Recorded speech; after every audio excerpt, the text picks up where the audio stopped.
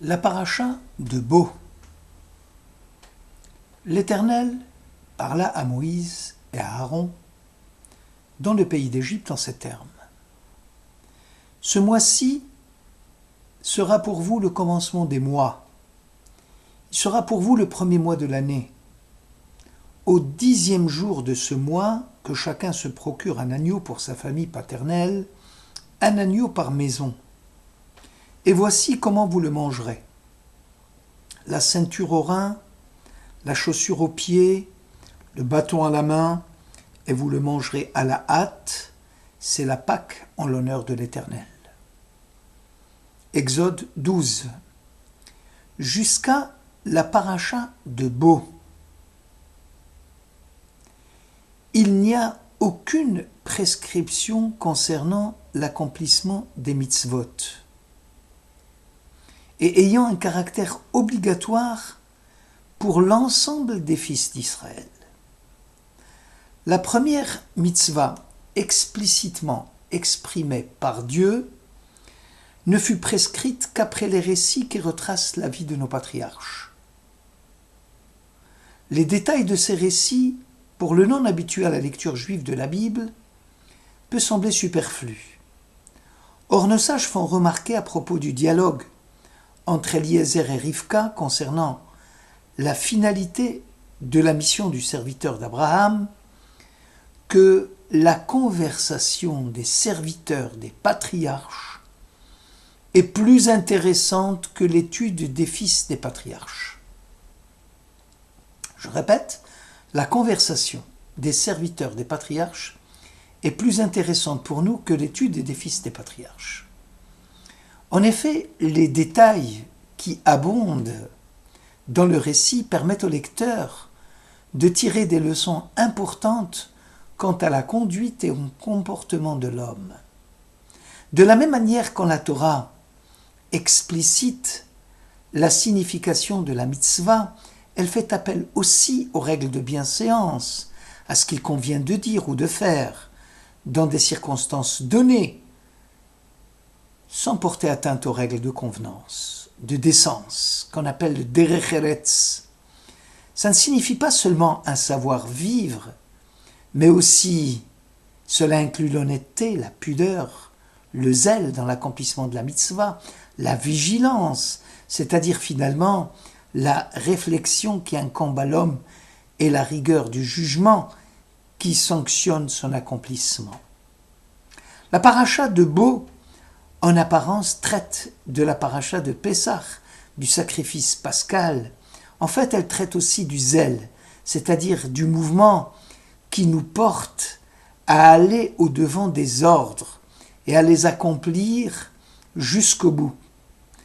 Les hommes zélés courent au-devant des ordres, disent nos sages.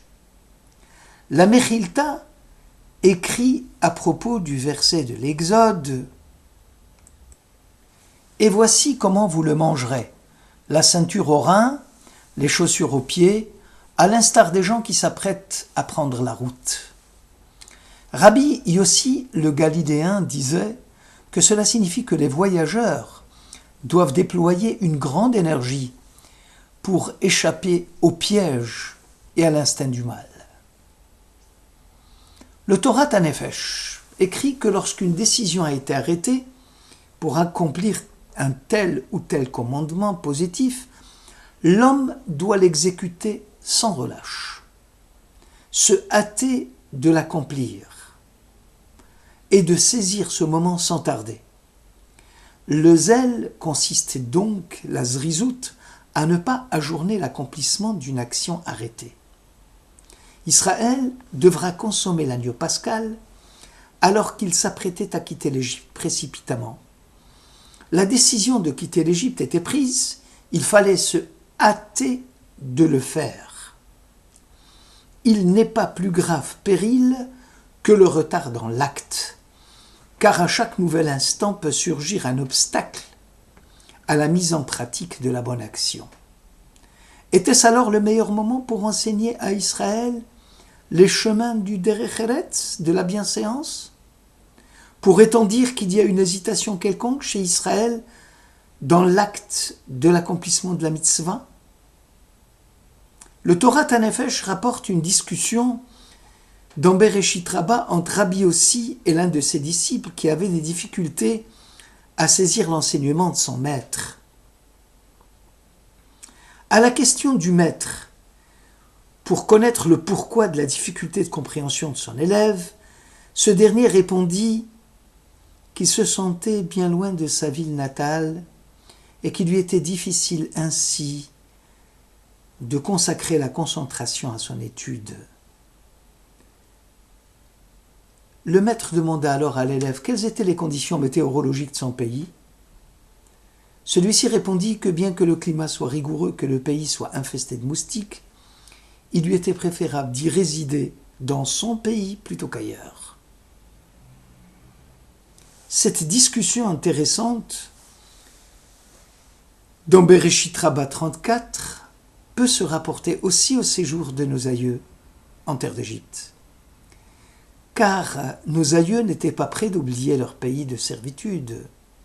Tous les hommes, dit Dieu, ont vu ma gloire et mes prodiges en Égypte et dans le désert, et qui m'ont tenté 10 fois déjà, et n'ont pas obéi à ma voix, disait Dieu dans le livre Nombre, chapitre 14.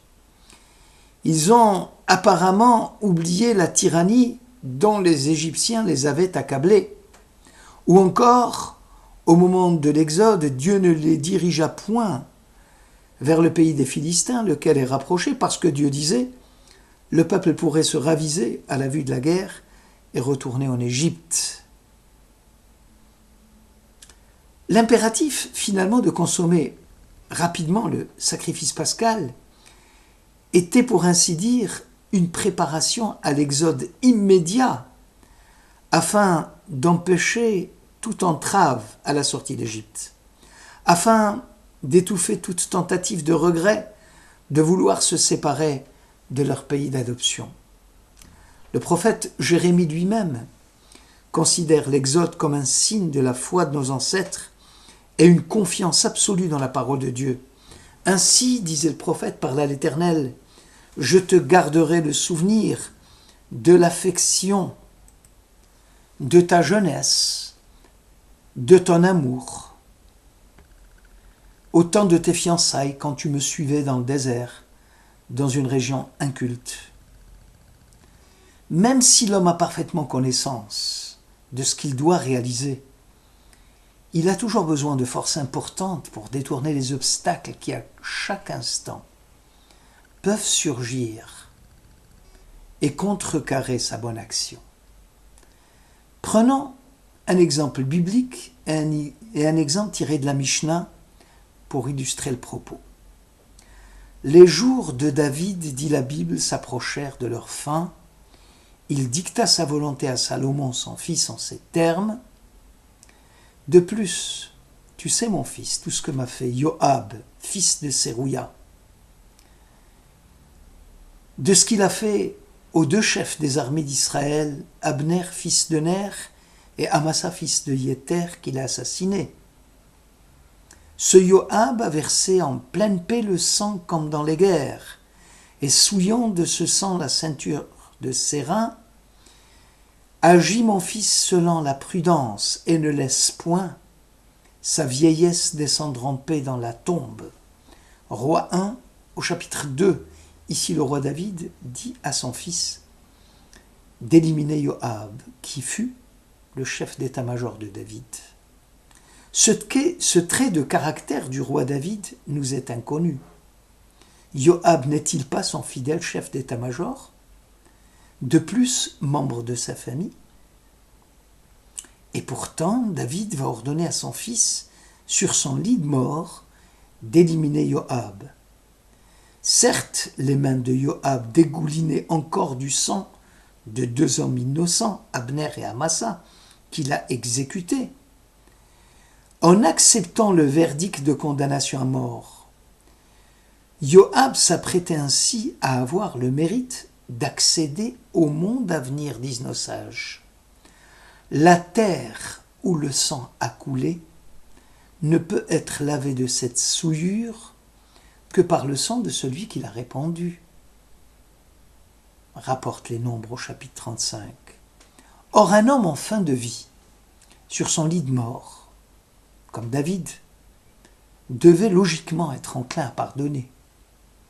David savait que, sans cette hâte dans l'exécution de la décision qu'il avait prise, sans la célérité dans l'accomplissement de l'ordre divin, son élan intérieur se verra tomber, voire même sa flamme s'éteindre. Un exemple tiré de la Mishnah. Bnei Béthéra furent des leaders spirituels d'Israël à l'époque du grand Hillel. Ayant connu une difficulté majeure dans la prise d'une décision halachique importante, ils cédèrent volontiers leur fauteuil de présidence du tribunal rabbinique à Hillel. Combien de gens aujourd'hui dans les tribunaux rabbiniques peuvent-ils se prévaloir d'agir à l'instar de Bnei Béthéra? Or, Hillel, dit le traité Pesachim 66, enseignait les lois pascales tout au long de la journée. Cependant, Hillel, l'homme réputé pour sa grande modestie, met à profit sa nouvelle nomination pour irriter les Bnei Béthéra en les accusant de nonchalance pour ne pas avoir été au service des deux grands maîtres, Shemaïa et Abtalion. Une question cependant. Comment Hillel pouvait-il se montrer ingrat vis-à-vis de ceux qui lui ont cédé le fauteuil? Ceux qui ont fait fi de leur honneur à son avantage, lui, Hillel de Babylonie? On peut affirmer que la force et la détermination qui caractérisent Bnei Béthéra dans leur prise de décision fut la même que celle qui permettra à Hillel de les tancer.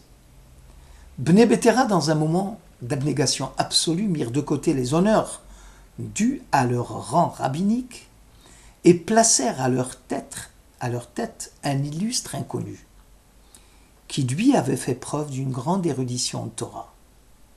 Et Hillel, malgré sa modestie légendaire, va s'efforcer de se faire violence lui-même pour admonester ses collègues au moment où ces derniers avec courage et lucidité vont admettre la vérité.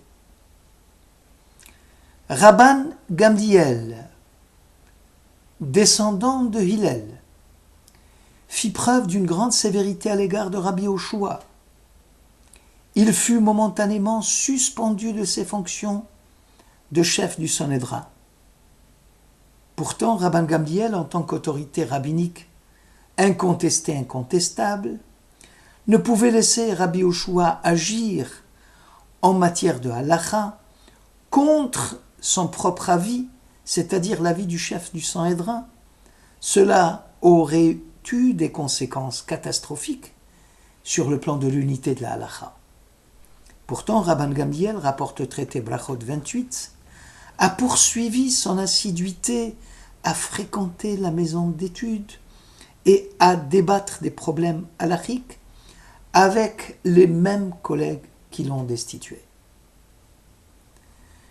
Peut-on imaginer aujourd'hui le scandale encouru si un président d'un institut, un juge ou un homme politique désavoué par ses collègues, l'obligeant à démissionner, et tous les médias, dans les jours qui vont suivre, feront la une de leurs journaux sur l'événement en question, en montrant par moult détails les péripéties de la destitution, les intrigues et les manœuvres déloyales des uns et des autres, ainsi que leurs embuscades habiles pour nuire à la personne mise en cause.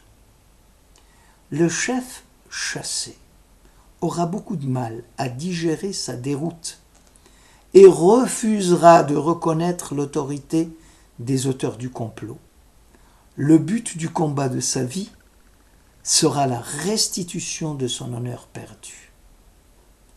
Pourtant, Rabban Gamliel occupé à débattre des affaires communautaires à la lumière de la loi juive, montra son assiduité et sa soumission en acceptant l'autorité de Rabbi Elazar.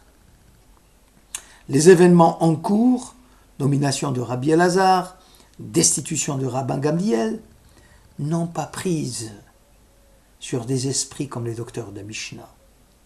Seule la vérité du débat halachique les préoccupait. Rabbi Israël Salanter, le fondateur du Moussar,